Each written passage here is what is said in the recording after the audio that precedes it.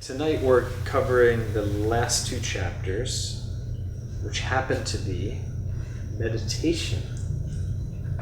Attune yourself, attune to the highest within you. And then the last chapter is your all-powerful divine nature. So we really need say very little this evening, because actually that's the whole point of meditation, is that we can read all the books in the world, but if we don't actually have any inner experience, any inner realization, that it really doesn't mean anything. Do you remember an autobiography of a yogi? There was a pundit, a very learned scholar, that visited Swami Sri Yukteswar. Now, Swami Sri Yukteswar is Yogananda's guru, and he was the Jnana avatar, the avatar of wisdom, divine incarnation of wisdom. And he did not read many books, Sri Yukteswar. His wisdom, he had this expression, he said, wisdom is best assimilated not with the eyes, but with the atoms. Mm-hmm. And we've talked about that a lot, and that's why meditation is the bedrock of our spiritual life, because that's how we take in God's presence, that's how we absorb God's presence through vibration, through meditation. So anyway, getting back to this story, there was a pundit who came and was quoting the scriptures to Swami Sri Yukteswar and saying this, that, and the other thing. And then finally Swami Sri Yukteswar said, "I'm waiting to hear you." And the man just sort of, didn't know what to say. And he said, he said, there have been quotations in superabundance. He said, but how has this scripture revolutionized your life? What inner realization have you had that has transformed your nature? And that is the real, the magic wand of intuition, that we talk about, that Yogananda writes about in his poem Samadhi. That's the magic wand of meditation. We talk about orange, we talk about, I used to sell produce. We had this really great fruit salad, and we could tell the customers about the fruit salad, but until you tasted it, you didn't know how good it was. You didn't know how sweet the melons were. You didn't know how fresh the fruit was.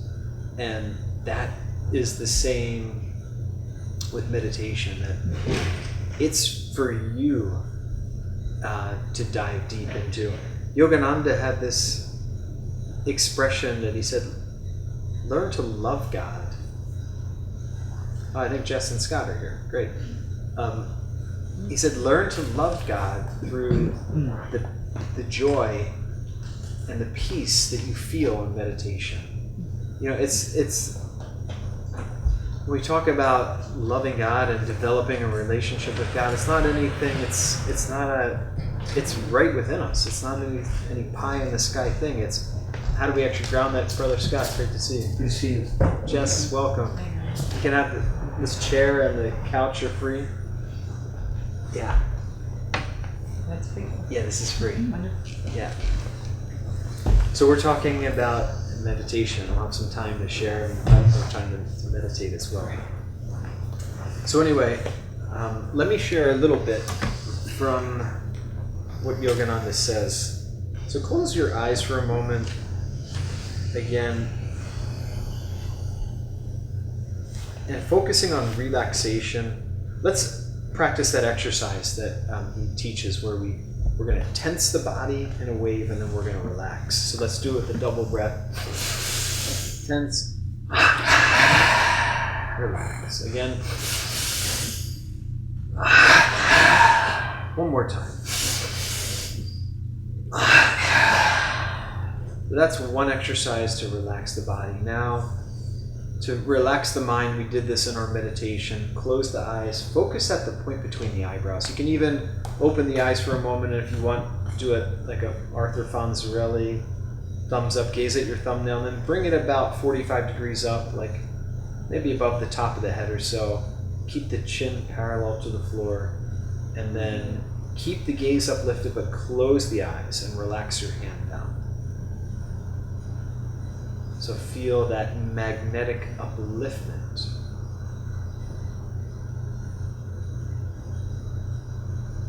And then let's inhale for a count of 5. Hold for 5. And exhale 5. Let's do that twice more. Inhale. Hold. And exhale. One last time, your own rhythm, shorter, longer, whatever is comfortable and smooth.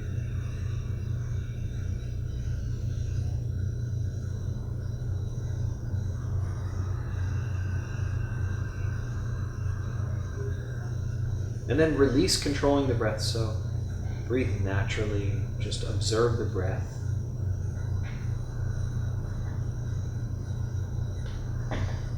Focusing at the point between the eyebrows. Let's listen to these words from Yogananda. Teach me, O Spirit, by meditation, to stop the storm of breath, mental restlessness, and sensory disturbances raging in the lake of my mind. Let the magic wand of my intuition stop the gale of passions and unnecessary desires. On the rippleless lake of my mind, let me behold the undistorted reflection of the moon of my soul, glistening with the light of thy presence.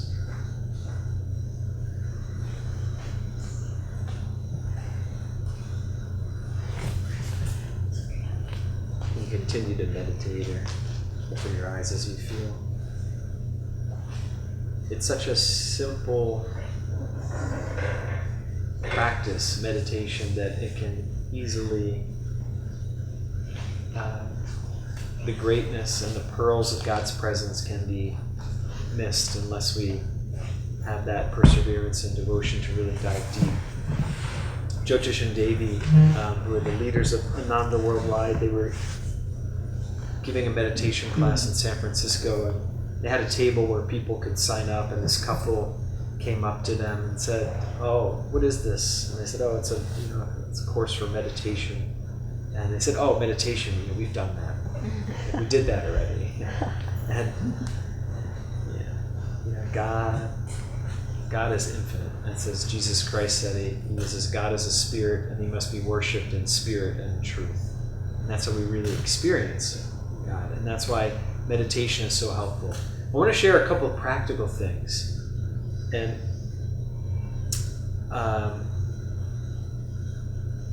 in meditation, what we're doing is developing, right, our sixth sense, our sense of intuition, right, the soul's power of knowing God. Now, Yogananda said, what do you think is the most distracting sense? Eyes and what feeds the mind. Actually, ears and eyes. So that's why Yogananda said if you can cut off these two senses. Sherry, would you grab us a pair of headphones? And I've got these new eye masks out there I wanted to share with people. Thoughts considered a sense? Yes, your thoughts are considered, but your thoughts come from the impressions of your senses, Avishag. So we have 5 senses, right? We have sight, sound, smell, taste, and touch. If you can cut off the 2 most distracting, which are sound and sight, you're able to go much more deeply. Thank you. And I'm gonna grab the eye mask. They're by the headphones in the corner. Yeah, I'll get them, sure. You probably won't find them. We just got these in. The blue ones they cut out like 25 decibels, and these cut out 30, I believe. So they're making them stronger. As the world gets noisier, the headphones get bigger. So of course, you don't want to make excuses. You should be able to meditate anywhere, anytime, no matter the distractions. There was a Swami in Calcutta, and he had his students go to the middle of a very busy intersection and meditate there. So that's And Yogananda. I was just saying they probably already had developed the basic skills. This is to help. yeah. And Yogananda wrote the poem Samadhi on the New York subway. So, Having said that, yeah. it's still helpful to have tools. Yeah, So I do that. I put on a mask Yeah. and earplugs. what's nice about this one, Mindfold, is that it has these little space for your eyes and like for your eyelashes, so they don't actually press up against Oh, your the eyes. Mindfold. Yeah, I had so- it. I used to- I'm gonna pass these around, and you can try put the headphones on. Maybe put the Mindfold on first, and like this, and then put the headphones on. Oh. And then just try and meditate for a few moments. If you go into samadhi, we'll understand, and then pass it around so other people can experience. But I'm just sharing these as, again, little tools, anything that can help us go deeper and impress upon our mind, and by that I mean our consciousness, that God is real. He is the reality. It is all that there is. But Maya and delusion is very powerful. So we are drawn out through the senses. So we have to retrain to go back inside. So let me pause there for any comments or questions on cutting off the sense telephones. This is what Krishna, you remember the Bhagavad Gita, the Hindu scripture, that it's pictured with Krishna as the charioteer and Arjuna is the warrior. And there are 5 horses that Krishna is guiding. And that's symbolic that when the soul is in charge, that the senses are kept instead, right?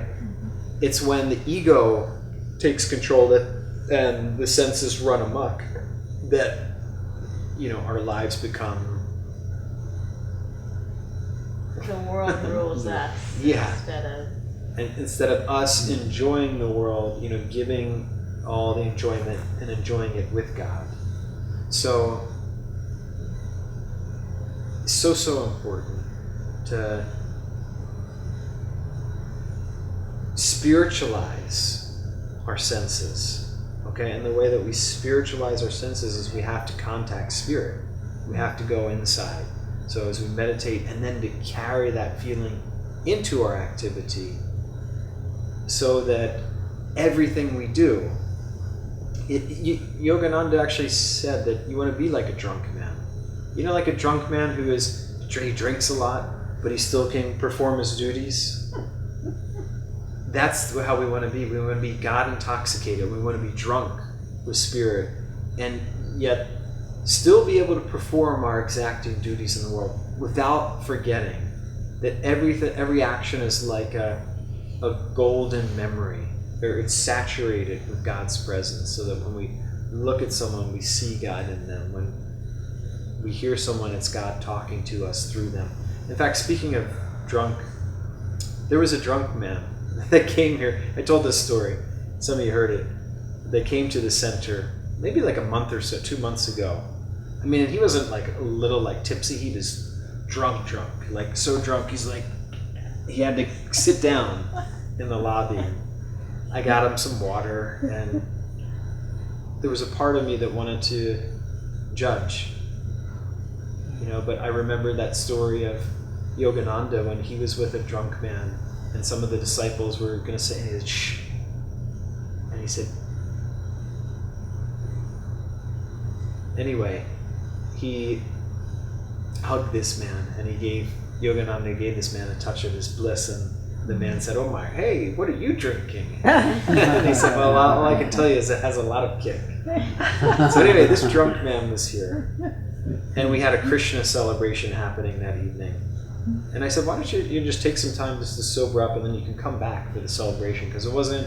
He was about 2 or 3 hours early, and you know that saying in vino is veritas. It's like an Italian. In wine there is truth. He said, he's like, "I may not know much." He said, "But I love Yogananda." And it really just, it stopped me in my tracks. I said, you do not judge anyone, right? Leave the judgment up to God.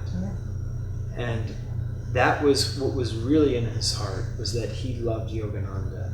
And that one desire, that one sentiment, that will be his purification, that will be his liberation, that will be all. And even in that state, he still made it here.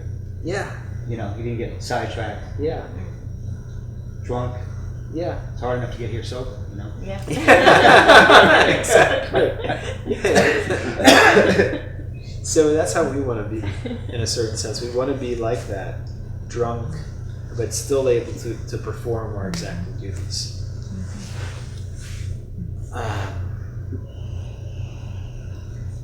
Any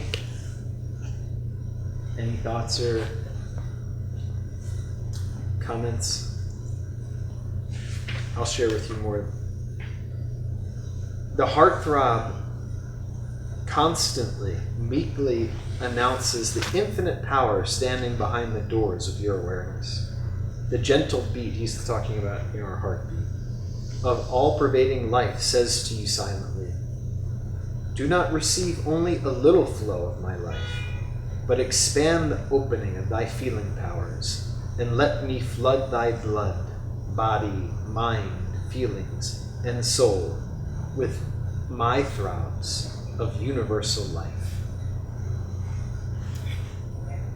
And the heartbeat, he's transitioning actually into the practice of Hong Sa. Because this next section in here, he's talking how breathlessness is deathlessness. And that what's interesting is when we go into meditation, maybe you've had this experience where you've had a deep experience, and then you realize maybe for a moment that you're not breathing, or your breath is suspended. You're in an uplifted state. And then all of a sudden you realize, oh my God, I'm not breathing. And you have to breathe again. This is actually in the Bhagavad Gita again. It's talked about that Bhima, or Bhishma, who represents the ego, blows his conch. And so the Pandava brothers represent the forces of light, and they're blowing their conches. In other words, the spiritual, the deeper sounds of Om that we hear in meditation. And then Bhishma, or the ego, which is at the medulla oblongata, blows his conch. And that's symbolic that when we go deep into meditation, that, oh my God, I'm letting go of my body, my consciousness is expanding. I've got to come back and take care of what happens to my body. And then we breathe again. And what's interesting is that the medulla,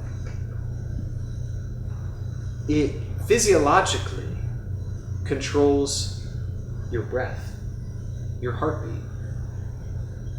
And we can't go into breathlessness by just holding the breath. This is what the purpose of Hong Sa is. Yogananda said that he would practice this technique for hours at a time and go into breathless ecstasy. I haven't gone into breathless ecstasy with Hong Sa. There's always deeper that we can go. So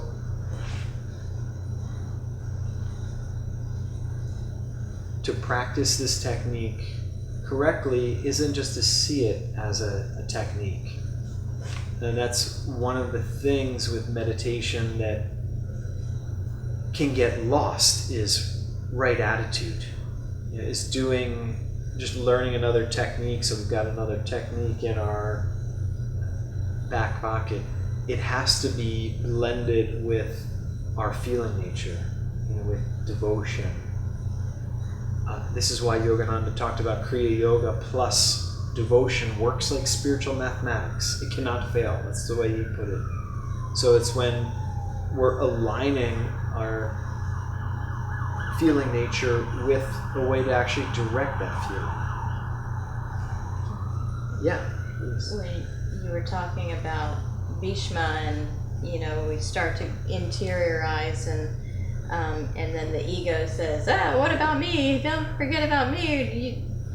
What are you, just gonna die and not exist and just be one with God? And what about me? And that's, Yogananda said the greatest natural drive is that drive for self-preservation. And it's the greatest fear too, is death, the fear of death. And so when we go into breathlessness, ego says, you're not breathing, that equals death. Get up, what are you doing? But the soul, Yogananda said, loves to meditate. So it's interesting, in a state of superconsciousness, we don't need to breathe. The heart stops, but we're in this state of Suspended animation, but of complete consciousness is another way you could think of superconsciousness. It's just completely conscious of everything, complete awareness. And so we're not bound to the little ego. The ego is still there. The ego is what does keep us functioning inside of our body, which is why Yogananda, when he was nearing the end of his physical presence on earth, he was so interiorized and so with his disciples and so taking on their karma for their freedom that he was walking in 29 palms with Swamiji, and he could barely hold his body up, he could barely walk. And he said, I'm in so many different bodies at one time, I forget which body to move. So it's like he had to have the awareness of the ego in order to make his body move, but he wasn't bound by the ego. The ego stays with us. It just becomes, like you were saying, spiritualized, like we spiritualize the senses. We spiritualize the ego to where the ego is like, oh, I don't die. I don't lose that spark of individualized spirit. It is still there. It always remains there. There's always the memory of all the lifetimes that we've gone through.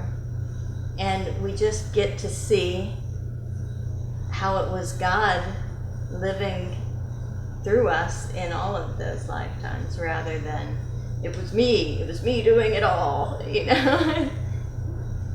Yes.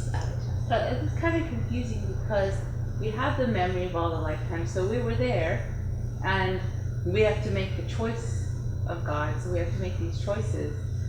So there must be a me involved. So saying, and I feel like when you connect with yourself, you and God are united. But, so when you say so there's some confusion in the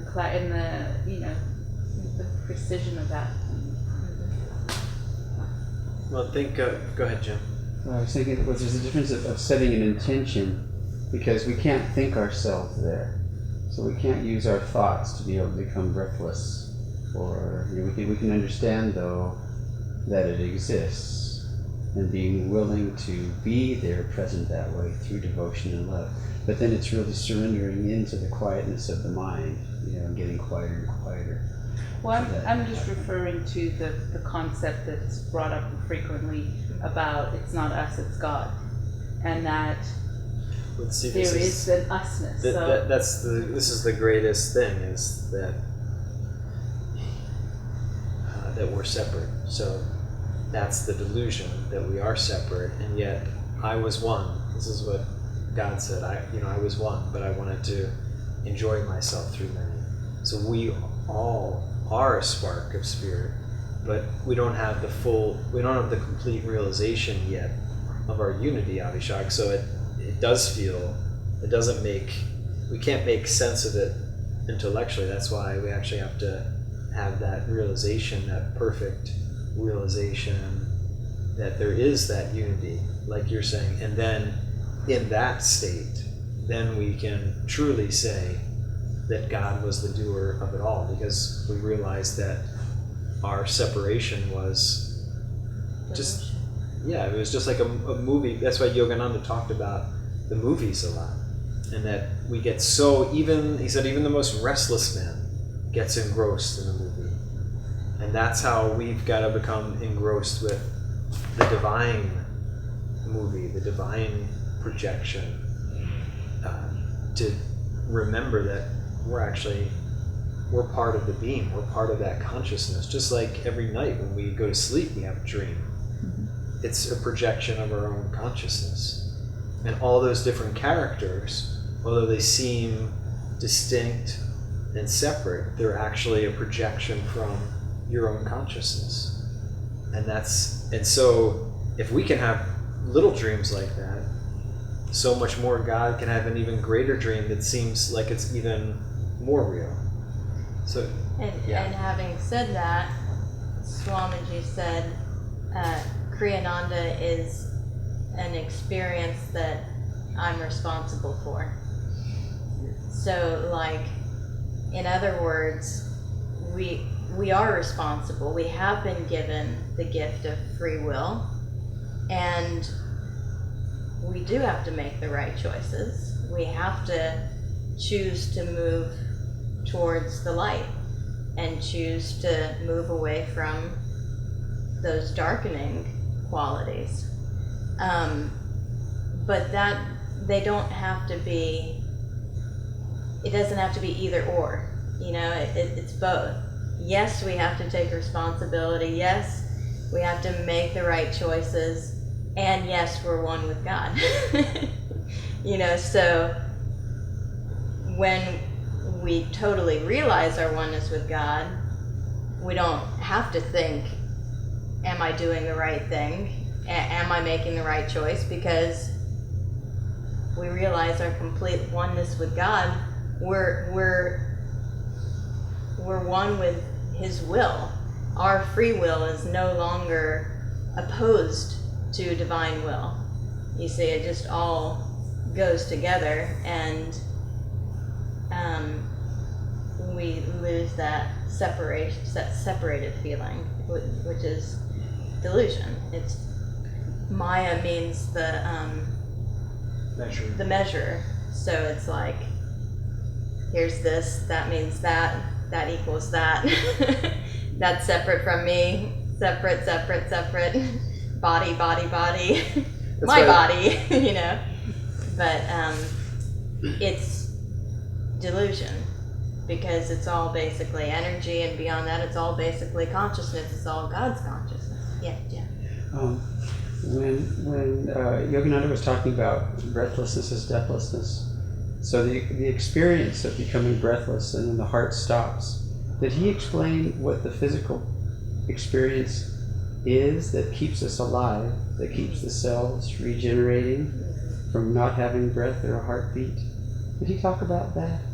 Well, do you realize it's what Christ said, man does not live by bread alone. One learns that you live directly by the cosmic light that comes through in the medulla. And that's why, one of the deeper experiences in meditation is people spontaneously, or that you can practice and prepare for it, going to Kachari Mudra, which is a mudra where the tongue rolls back, and it's like a short circuit of bringing the energy to the point between the eyebrows. Is that a samadhi experience itself, a breathlessness? stages of ecstasy that we go through, Jim. So we initially begin in meditation, we feel a little bit of peace, and then going deeper, a little bit of joy, and then more joy, and maybe a touch of bliss, and we can always go deeper. That's why Yogananda always stress, make today's meditation deeper than yesterday's, to try and continually progress. It's sometimes cannot feel like that because our meditations can feel like we're going up and down, but as long as we're doing the best that we can, that's all that God's asking of us. Amar? Well, I was thinking this when I was riding my bike, and I was thinking, door of my heart, and I was just mindlessly thinking, chanting that. And then I realized, oh, wait a minute, maybe I shouldn't be doing this. Maybe this is not the way I'm supposed to just distract being, I'm in traffic, and maybe I want to ask, because you wouldn't meditate while you're negotiating traffic either, because you need to give it your full concentration. No, it's okay to be chanting when you're riding your bike. I mean, you need to, of course, focus and make sure you don't run into a car. But yeah, it's anything that's God reminding. This is like the practice of japa, that you're just keeping it, you're bringing your mind back to that focus. When we meditate, of course, we need to let go of all this externals. And we're going to have in just a few minutes at 8, we're going to meditate and practice Hong Sa together. We have more headphones, so if people want to use the headphones, and we have a few more of the eye masks, you can use them. Abhishek? I was just going to say that I like to meditate when I drive, but I'm not closing my eyes and going to a fully altered state. I'm going into a sort of a different kind of awareness where I can see things differently. So I feel like I'm able to just respond a little more fluidly and effortlessly. And so the meditation would improve driving versus the other way around. Yeah, I mean, you just want to be careful. You're not really practicing, because if you're really meditating and going inside, the externals are gone. So you can't control a car if you're that deeply focused. Yeah, more like a mantra. But Yogananda said of Hong Sa, this technique that we're going to practice, he said that you can practice it in idle moments. Even if you're lying in your bed, or if you're in the car, not driving, you're a passenger. Or Hong Sa is okay the way you're driving. Hong Sa is not even meditation itself. It's a technique of concentration. So rather than the little ditty, not Door of My Heart, if Door of My Heart is going through your mind, then great, enjoy Door of My Heart. But if there's just some crud circling around in your mind, replace it with Hong Sa. Just inhaling Hong, exhaling Sa. And you're not controlling the breath, so it's not going to make you hyperventilate or something if you're doing it too much, because the breath is just flowing in and out. And it just happens to be with that mantra. The mantra is, I am spirit. So you're just remembering what you really are. And maybe probably when you're driving or riding your bike, you're not going to go into breathlessness with Hong Sa, because your breath is keeping your body functioning and your eyes alert and all of that. But it'll certainly help to replace any negative thoughts, or bring you into a really uplifted state. It makes you present with what you're doing. Yeah. Also, okay, if the heart beats 100,000 times a day, and the breath is read 21,600 times a day, and we're not constantly doing it. So, what are we really doing? How much are we consciously contributing to us staying alive? Yeah. Nothing, really. Yeah. I mean, What is this life? what is this life? And it's You know what I mean? God's- So I think you could do whatever on your bike. I think, the thing that's beating your heart and breathing you is going to make sure you don't get, if you surrender to God, then right, you're surrendering to the power that's you already surrendered to really anyway. Yeah. I think it's a big illusion that we're even doing really anything. Yeah. You know? That is the Yeah. big one. Yeah. And in that, even just if it's kind of subconscious that we're chanting, that's the idea, is that it gets in there, and it gets in so that it's just sort of, you wake up and you have this chant going through your head. It's like, yes, that's what we want. That's great, because it's just permeating every level of your being. Yeah. So we're going to meditate now.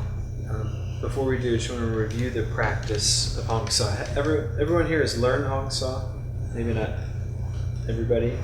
I'll assume that some people online haven't, so we're going to just review briefly. This is a quick statement. I think there's a Qigong meditation where you have a golden ball, and then as you breathe in, it goes up, and then as you breathe out, it goes down. And I think when I do Hong Sa, I just automatically sometimes just start seeing that. So the deeper, initially when you practice Hong Sa, you may just feel, and you can just start to practice right now with your eyes open. So when you inhale, Hong, and when you exhale, Sa. Initially, just become aware of your breath, right? And you're breathing in and out through the nose. So you might feel the physical breath, the movement of the body. Would anybody, Headphones and. do you like the white ones or the blue ones? I don't care. I want Okay. Does anyone want to try an eye mask? She got it pretty great. Obviously, I want an eye mask. Let's go. Okay. I like this because I can keep my eyes open, which I like in meditation. So you can purchase all this Yeah, stuff those after. are Don't all worry about available. that. We just want you to get in and try it. So keep practicing Hong as you inhale, Sa as you exhale. Now remember the right index finger. Did you catch that? So palms upturned, if you can, receptively. So you gently draw the right pointer finger inward on Hong and relax it on Sa. And then as you go deeper in Hong Sa, you might feel the breath begin to recede up the nostrils. So when you're initially breathing, when we're more conscious, the breath is more at the base of the nose. And then the deeper we go, the breath will recede higher and higher up to the origin of the breath, the point between the eyebrows. Okay, so bring your hands. Yes, I'm shocked. So when you're saying you actually feel the breath like up here, is what you're saying? You'll feel your breath begin to recede up your It's like nostrils cold up and here. become more at the point between the eyebrows. Now deeper, you were talking about that golden ball of light. The deeper practice of Hong Sa that Yogananda said is actually in the spine. That you're feeling the energy rise and fall in the spine. Don't worry about that initially. Just awareness of the breath, Hong Sa. And you focus at the point between the eyebrows. Then what happens? The monkey mind, right? It's going to jump all around and you come back again and again. So like a child runs into the street, you discipline it, you bring it back to its focus, but you also exercise understanding and kindness. So don't beat yourself up, just come back resolutely again and again. So let's start with first the relaxation again. Let's tense. And then relax. One more time.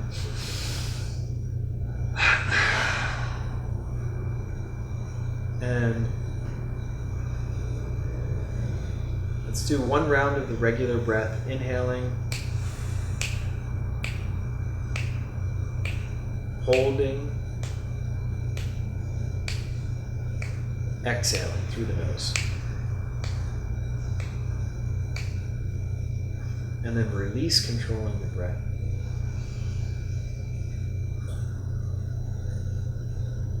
Just allow it to flow in and out. Now if you want to put on headphones, if you don't already have them on, we're going to practice for about 10 minutes. So Hong Sa for 10 minutes. Now let's listen to these words of Paramahansa Yogananda on the Hong Sa technique. The purpose of Hong Sa is to help you to free your attention from outwardness and to withdraw it from the senses. For breath is the cord that keeps the soul tied to the body. Man lives in an atmosphere of air, which he requires even as a fish requires water. By rising above the breath, in breathlessness, man can enter the celestial realms of light where the angels dwell. By dispassionately watching the breath coming in and going out, one's breathing naturally slows, calming at last the peace-disturbing activity of the heart, lungs, and diaphragm. Consider for a moment this extraordinary fact. The heart pumps about 12 tons of blood a day. It gets no rest even at night, when most of the other organs have a chance to suspend their activity, at least partially. The most worked and overworked organ in the body is the heart. The Hong Saw technique is a scientific method for resting the heart, increasing longevity thereby, and liberating a vast amount of life current to be distributed over the whole body, renewing all the body cells and preventing their decay. This marvelous, though simple technique is one of India's greatest contributions to the world. It lengthens man's lifespan and is a practical method for rising above body consciousness and realizing oneself as the immortal spirit. The words Hong and Saw are a Sanskrit saying given mantric power. The basic saying Aham Saha means I am he.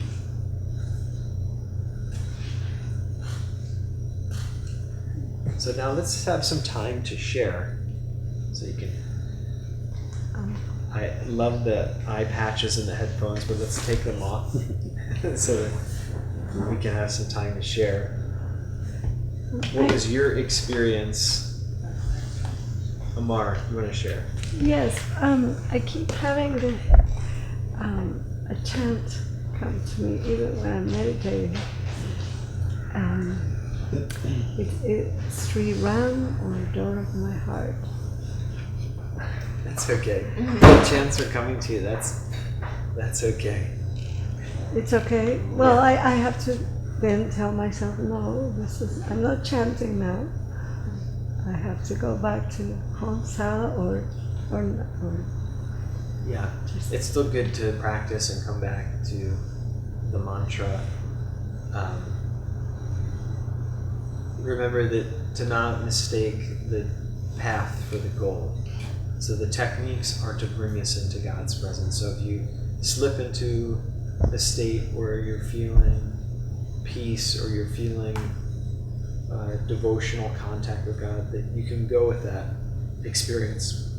But at the same time, to not go so far that your mind then is just running down a meandering course. So to bring it back to its focus, this helps us to then get to deeper states.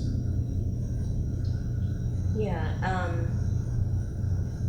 Yogananda would say it's a real technique to, when you're meditating, after you've practiced Hong Saw and you're in the stillness, he would say it's okay to broadcast your prayer demand, whatever it may be, and maybe that's reveal thyself, Shri Ram, Jai Ram. You're calling to God.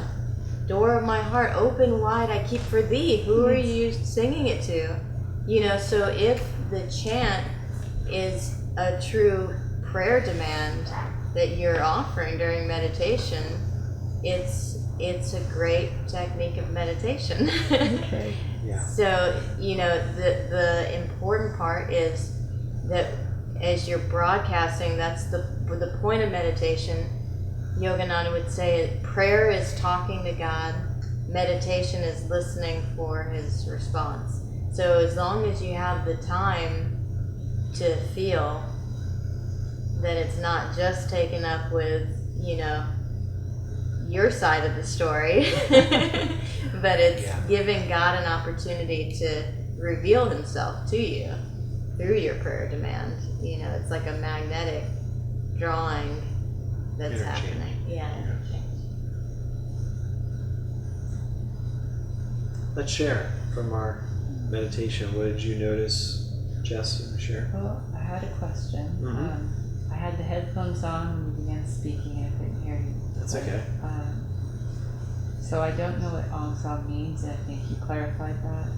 So I am spirit. Hong Sa.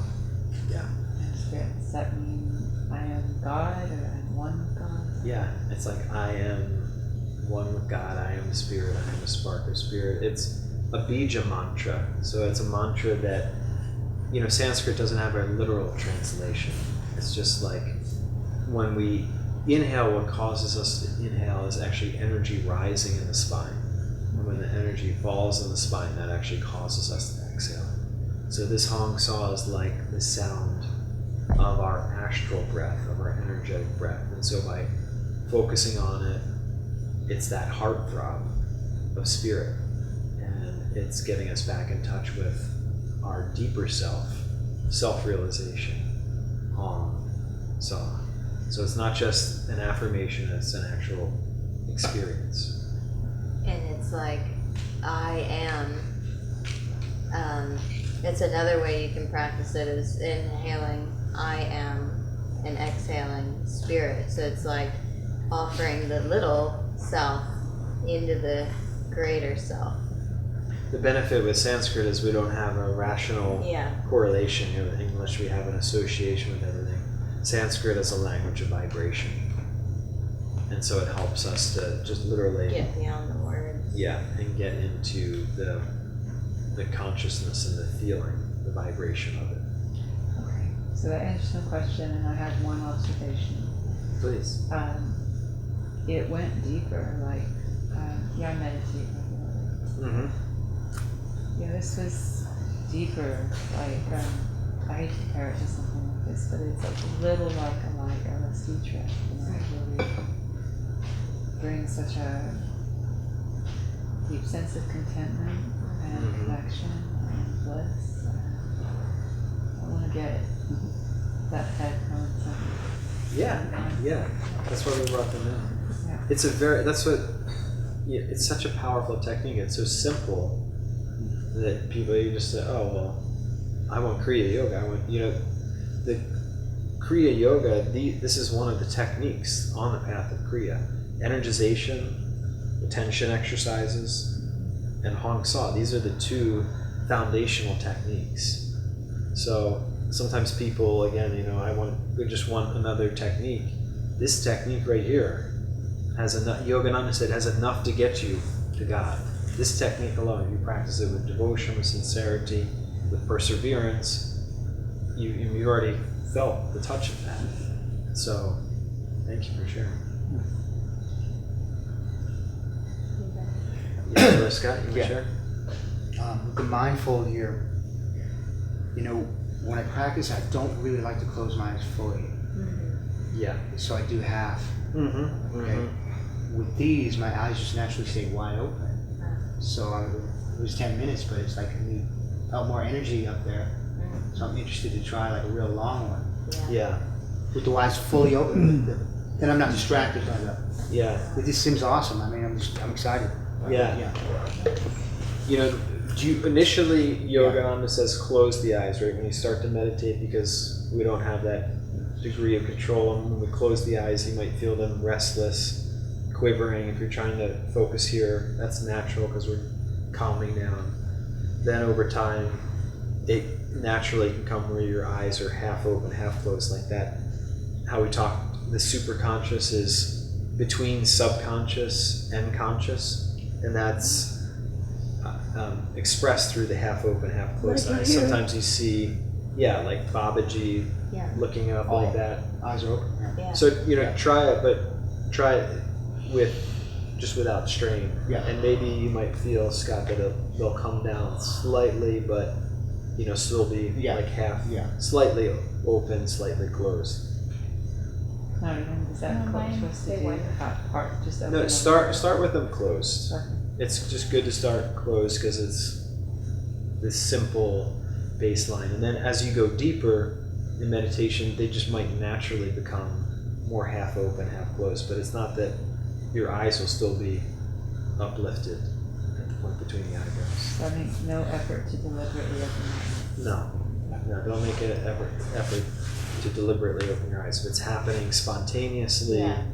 that's okay.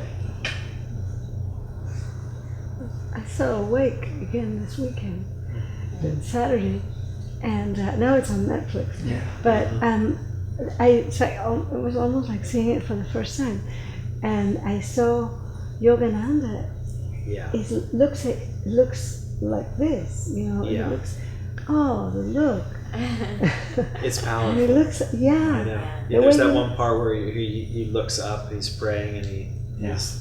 Yeah. it's like the Babaji picture, his eyes go straight up.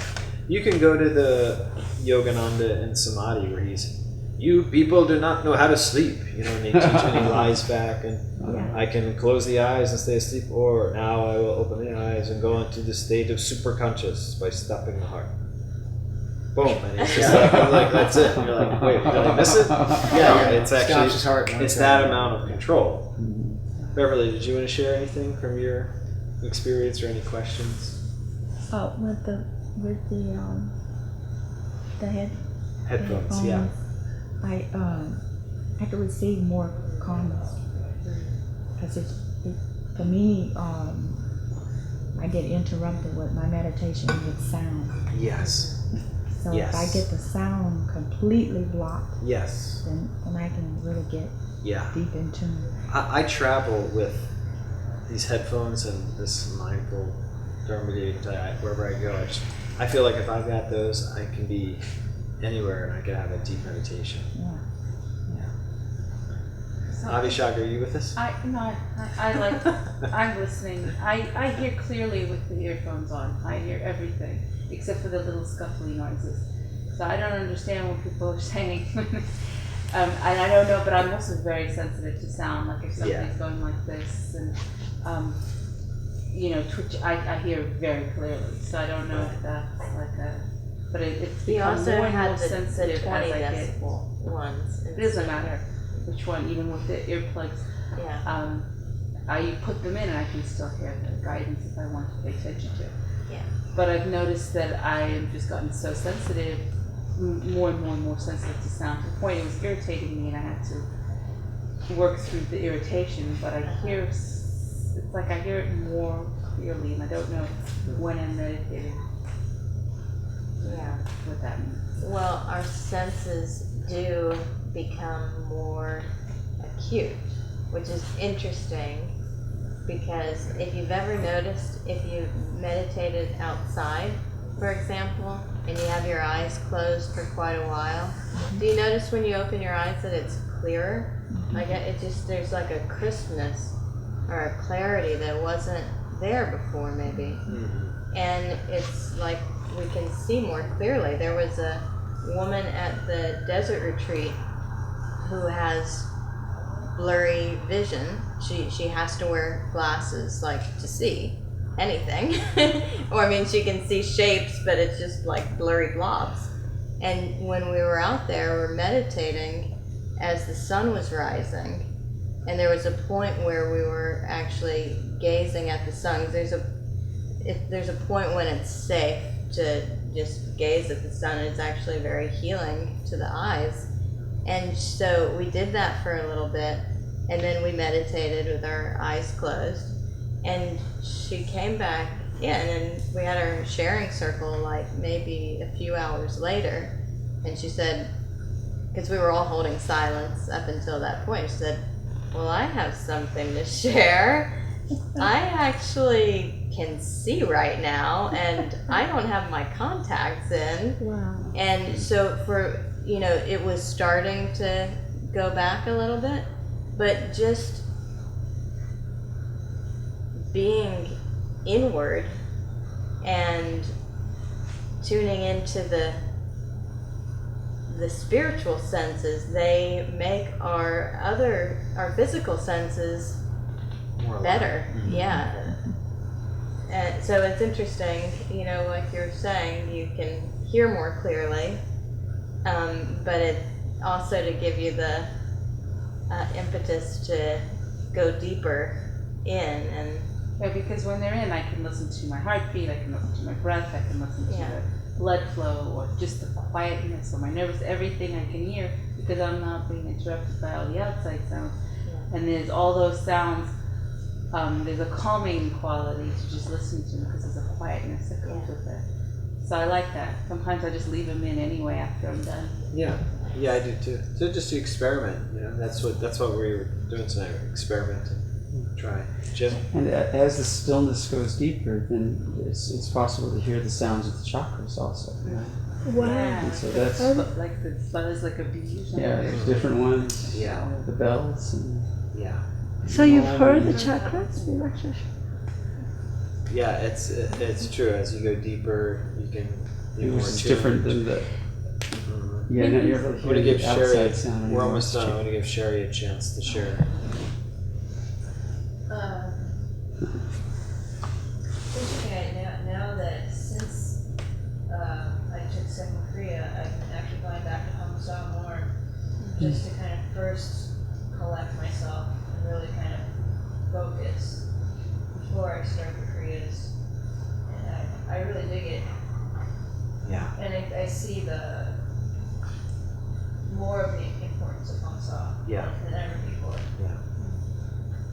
Yeah, it's all an integrated practice, you know, that Yogananda gave us. That's why we share it as the path of Kriya. It's not just another technique or Hong Sa alone. It's important this way.